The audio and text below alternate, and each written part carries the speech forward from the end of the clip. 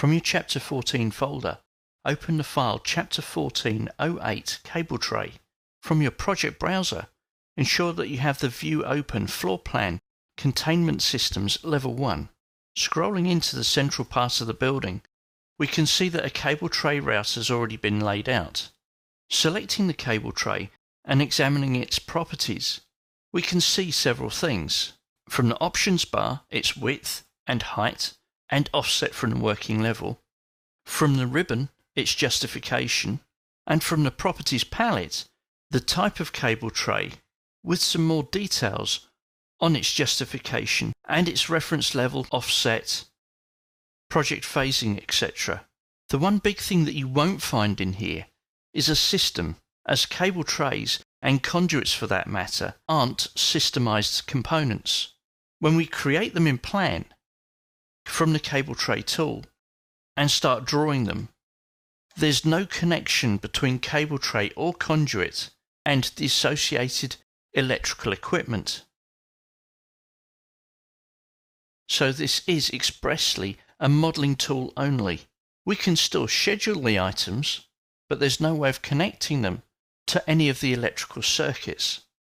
If we do want to define them as being expressly for power or comms or data, then under the Identity Data section of the Properties palette, we have Service Type. So here we could specify this cable tray is for data. But that applies it only for that one element. If we wanted to apply it to the entire run, we need to press the Tab key to select the entire run and then specify the service type and click on Apply. Let's look at how we can create a cable tray run. From the Systems tab, click on Cable Tray. Here we can specify its width, the height, offset from the working level. We can also specify its justification, whether we want to automatically connect into existing components, inherit elevation, inherit size, and we could even tag on placement. So with these boxes ticked, we can connect into one of the existing runs at the same size. Revit will place the appropriate fitting. Also notice that when the cable tray is selected, here we're looking at cable tray with fittings and it's a ladder cable tray. Except that in this view, we cannot see the ladder.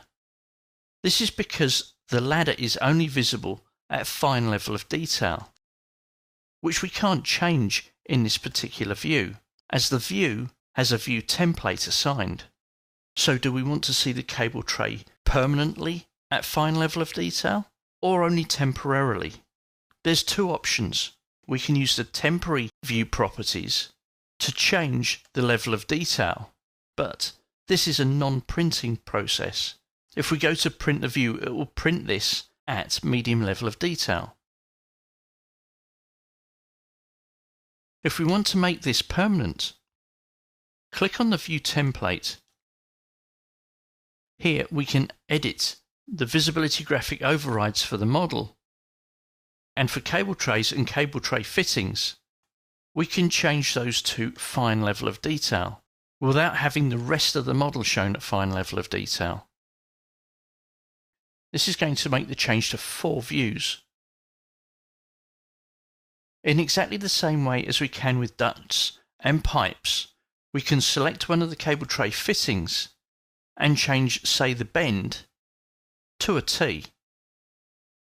Selecting that T, we can then right-click on the shortcut and draw cable tray from that position. To effect a change in elevation, from the options bar, click on the offset, specify a new offset, and then carry on drawing a cable tray. This will only be evident in a section. So let's create a section. From the Quick Access toolbar, click on the Section tool and draw a section through the building. Drag the extents so that we're only seeing the portion of the section we're interested in, and double-click to open the section. Scrolling into the level 1, here we can see the cable tray, change the view properties to fine level of detail, and we can see where our cable tray has set up. It's also easy to create a cable tray run in section. Select the endpoint of a piece of cable tray, right-click, and draw cable tray. Go back to the floor plan to see the results.